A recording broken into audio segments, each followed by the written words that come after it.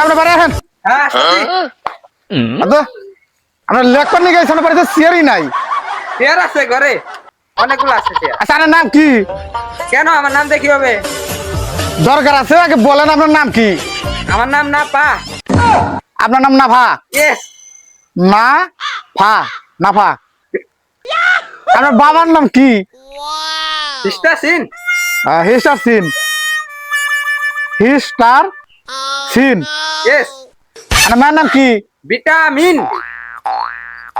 Vitamin.